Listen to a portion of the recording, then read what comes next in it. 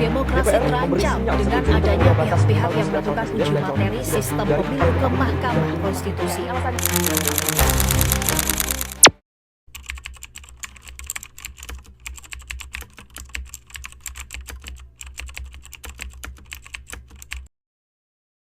Konstitusi adalah hukum dasar tertinggi yang memuat aturan-aturan pokok mengenai penyelenggaraan negara, termasuk pembagian kekuasaan, hak dan kewajiban warga negara, serta prinsip-prinsip dasar negara.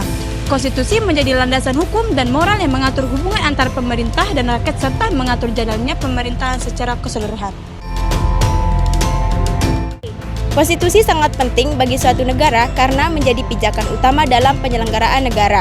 Ia menjamin supremasi hukum, memastikan kedaulatan rakyat dijalankan sesuai dengan aturan, serta menjaga agar kekuasaan negara tidak disalahgunakan.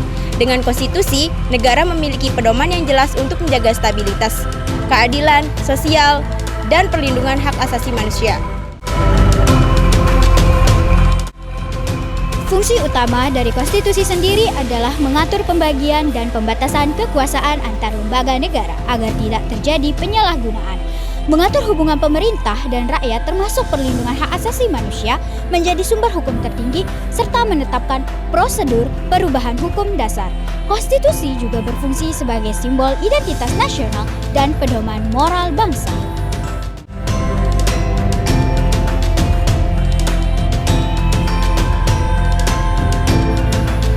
Bagaimana sih konstitusi dalam mengatur kekuasaan dan hak asasi manusia dalam suatu negara?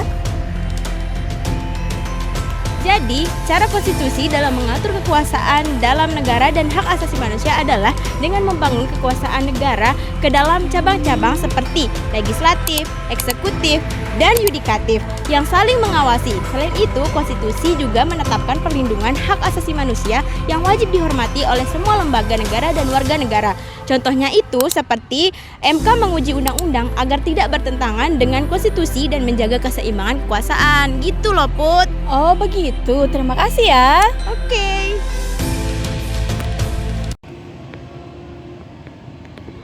Oh, jadi begitu.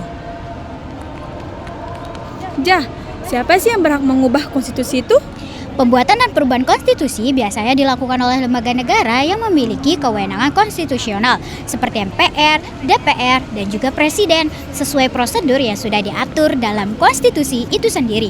Proses ini melibatkan perwakilan rakyat dan mekanisme yang ketat agar perubahan konstitusi dilakukan secara sah dan demokratis. Oh, jadi begitu. Jadi semuanya itu perwakilan dari rakyat. Iya benar, semuanya itu perwakilan suara rakyat. Tapi kok suara kita nggak pernah didengar ya?